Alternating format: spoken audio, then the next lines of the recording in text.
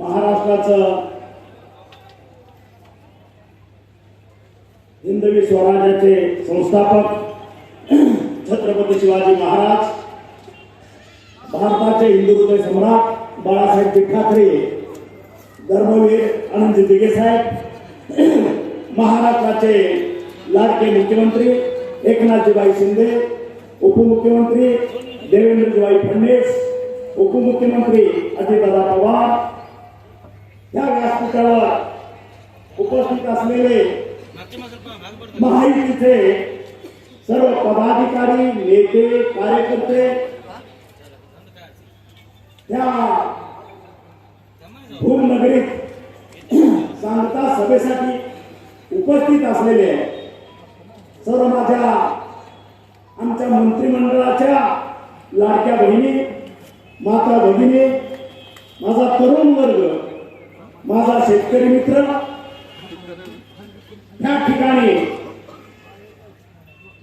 मनातून लय इच्छा आहे स्टेजवर यावं, सभेत यावं, कुठेतरी बसून ऐकावं, पण मानसिकता असं आहे की पक्षीय मतभेद असल्यामुळं समोर येऊ शकत नाही. म्हणून घराघरातून ऐकणारे, कान देऊन ऐकणारे, टीव्ही बंद करून ऐकणारे आमच्या विरोधी पक्षातील माझे सहकारी, माझ्या माता भगिनी आणि माझे पत्रकार बंधू, आपण बघितलं असेल सांगता सभा म्हणजे काय तर विचाराची देवाणघेवाण. मला सर्व पत्रकार बंधूंना, इलेक्ट्रॉनिक मीडिया असेल, प्रिंट मीडिया असेल, विरोधक असतील, माझे सर्व सहकारी या भूमपराणा वाशीमध्ये आज प्रचाराची सांगता होती.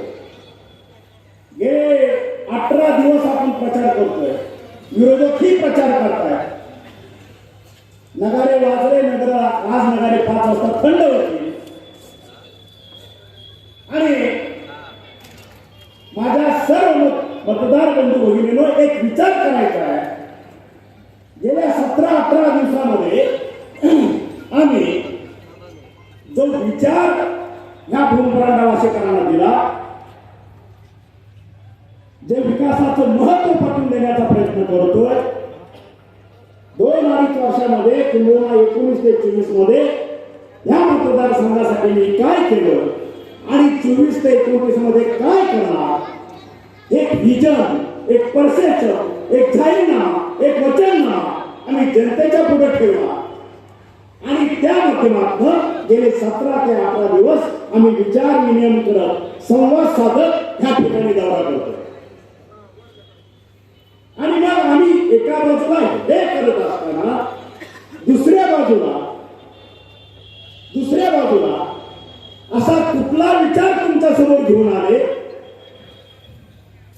केलेल्या मागच्या 15 वर्षातलं कुठलं काम तुम्हाला दाखवलं, किंवा आज परत माझ्याकडं चुका झाल्या हे मला मान्य आहे, पण ह्या 5 वर्षासाठी माझ्या माता भगिनीसाठी मी हे करेन, माझ्या तरुणासाठी मी हे करेन, माझ्या ह्या व्यापारी पेठेसाठी मी हे करेन, मी ह्या उद्योगधंद्यासाठी हे करेन, मी शेतीसाठी हे करेन, हा वचननामा आपण त्यांच्या तोंडून ऐकला का?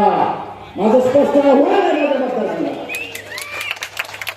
आज सांगता सभा आहे दादा, हा विचार, जो विचार माझे सगळे सहकारी मानतायत, मी मानतोय, माझ्या माता भगिनी मानतायत, आमच्या रणरागिणी मानतायत सगळ्याच्या समोर की आमचा मुलगा हे करणार आहे, आम्ही हे करणार आहे, आम्ही ते करणार आहे.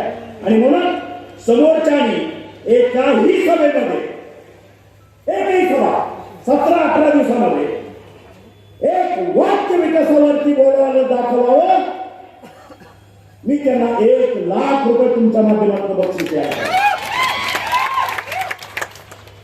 कारण जे विकसित देश आहेत, अमेरिकेसारखे यासारखे, त्या ठिकाणी मागच्या 15 दिवसातच निवडणुका झाल्या, ट्रम्प त्या ठिकाणी निवडून आले, आपण बघितलं.